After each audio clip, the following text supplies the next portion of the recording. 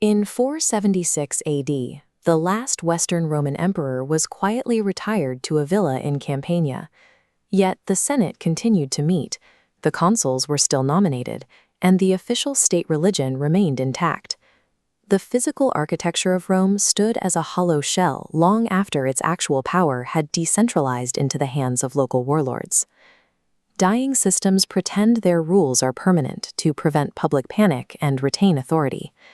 The political elite maintain the illusion of control, engaging in a persistent make-believe that ignores the shifting realities of power on the ground. We are currently living through a period of persistent make-believe regarding the permanence of the modern 20th century nation-state. The massive centralized governments that defined the industrial era have reached the limit of their carrying capacity. The visible fracturing of these massive structures began decades ago. The end of the Cold War provided the first major jar, as industrial-era borders were physically broken by the people they once contained. Massive state structures can evaporate with startling speed when they exhaust their economic potential. The multi-ethnic empire inherited from the Tsars simply ceased to exist, unable to sustain the costs of central control. Much of the general public remained blind to these structural collapses. Instead of observing the phase changes occurring globally in the 1990s, public attention was absorbed by media spectacles and celebrity trials. The collapse of the nation-state follows a predictable historical pattern that occurs whenever the underlying physical and economic realities of power change. To understand this pattern, we must look at megapolitics. This analytical framework shows that human social organization is dictated not by political ideology, but by the shifting costs and rewards of projecting physical violence. 4 structural variables dictate these costs and rewards: topography, climate, microbes, and technology. While all historically shifted power, technology is the dominant variable of the modern era.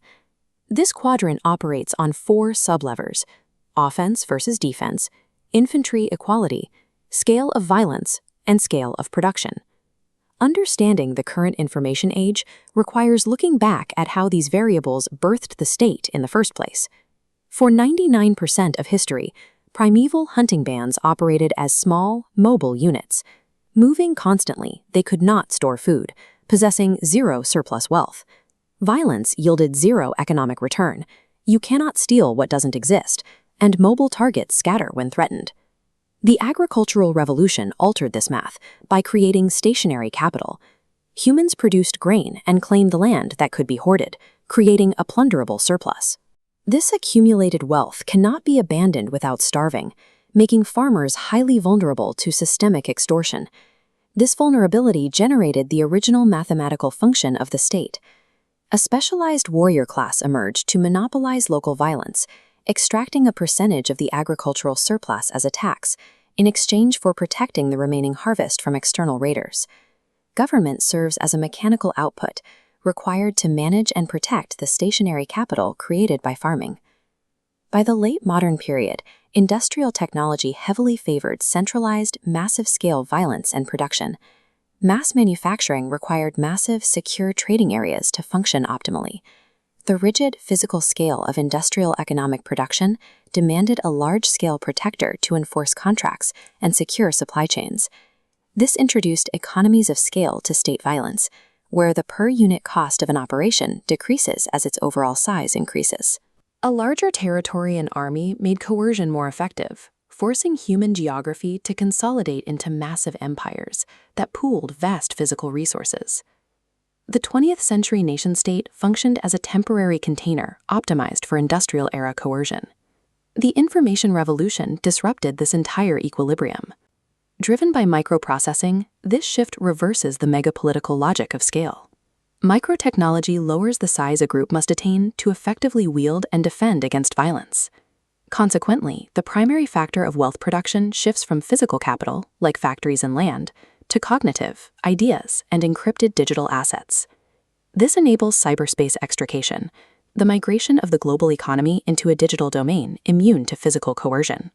Because these digital assets are encrypted and transferred instantly across borders, the state can no longer hold them hostage to extract taxes. When a state cannot physically locate, trap, or threaten an asset, its historical capacity to extort revenue collapses. As wealth exists as encrypted algorithms rather than physical property, it becomes untaxable.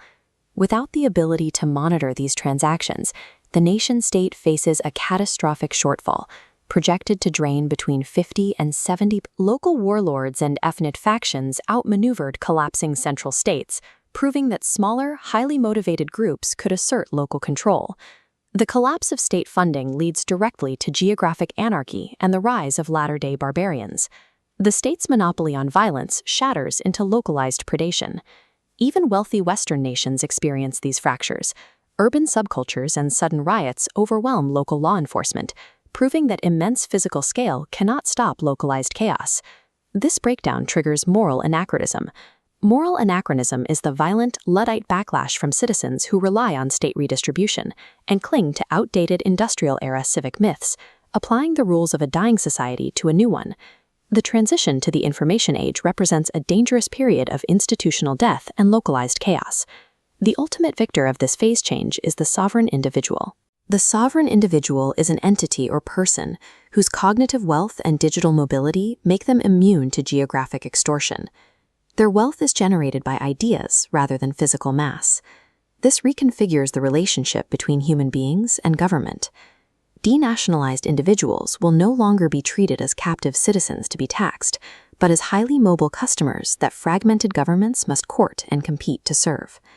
The architectural map of the world will decompose. The monolithic nation-state will fracture into overlapping micro-jurisdictions, merchant republics, and secure enclaves, mirroring the fragmented topology of the Middle Ages. The nation-state is obsolete. The future belongs to decentralized, highly efficient micro-jurisdictions, governed entirely by the new logic of violence.